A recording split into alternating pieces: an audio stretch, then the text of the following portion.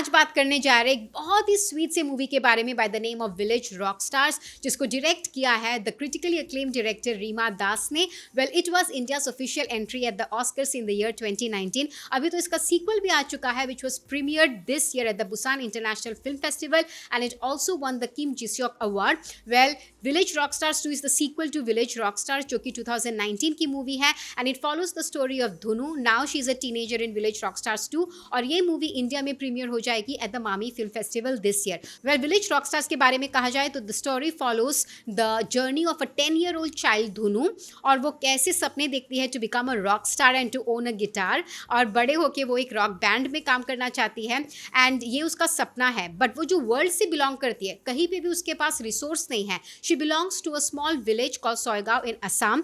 और अगर मूवी के बारे में कहा जाए तो डायरेक्टर को ये मूवी डायरेक्ट करने के लिए 4 साल लगे। तो आप सोचो 10 साल का बच्चा 4 साल में काफ़ी बड़ा भी हो जाता है। एक 10 साल की बच्ची 4 साल में बड़ी भी हो जाती है क्योंकि वो एज ही वैसा है। तो डायरेक्टर को बहुत टेक्निकली ध्यान रख के सीन्स लेने पड़े, शॉट्स लेने पड़े, जो कि इतनी बखूबी से लिया गया in spite of Rima Das not being a professionally trained film maker.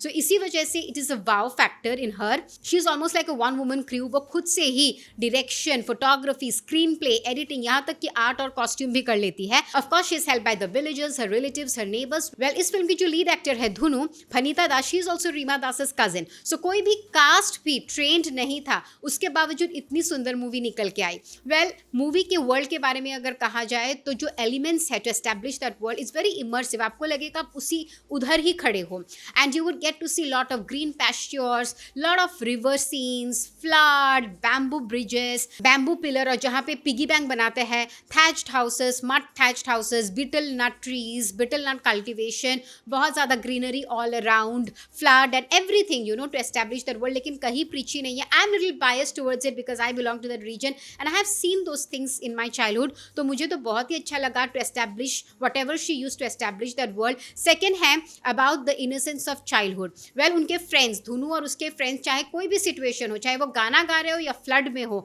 लेकिन they'll always be giggling and lot of laughter and everything in the background। अब कहा जाए the relationship between the villagers and the mother nature, it's so symbiotic। जब बाढ़ आती है तभी भी उनको मदर नेचर से कोई कंप्लेंट नहीं है, इट्स नॉर्मल फॉर देम। लेकिन इसमें एक डिग भी है कि वो ऐसे एक सोसाइटी से बिलोंग करते हैं, उनके लिए सोचने वाला कोई नहीं है। हर साल बाढ़ आके डिस्ट्रॉय करके जाती है, लेकिन फिर भी they have no complaints. It has become normal for them, which is also a sad reality. अब बात करते हैं धुनु की मॉम के बारे में, which is one of the strongest mother character in the history of Indian cinema. The way she defends धुनु इन दैट सोसाइटी। अगर कोई उसका मजाक उड़ाता है कि वो लड़कों के साथ घूमती है, इससे शादी कौन करेगा, उसकी मदर उसके लिए आवाज़ देती है, which is a very strong thing, क्योंकि she doesn't have a father. उसके बावजूद उसकी मदर उनके लिए बहुत स्ट्रॉन्ग होल्ड लेती है एंड देन वो जैसे उसको गाली भी देती है लेकिन प्यार भी करती है। फिर उसको स्विमिंग सिखाती है और बोलती है कि डर मत, डर के आगे जीत है।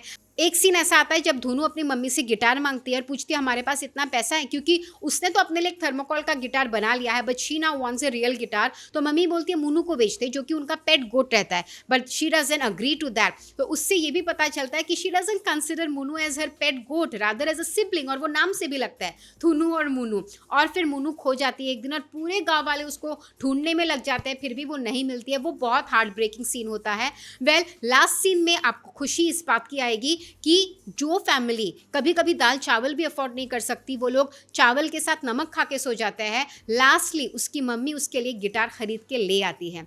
तो हाँ, ये थी एक बहुत ही स्वीट सी story. You can watch it on Netflix. Next Sunday फिर से आएंगे with another feature. Keep watching Bazooka reviews.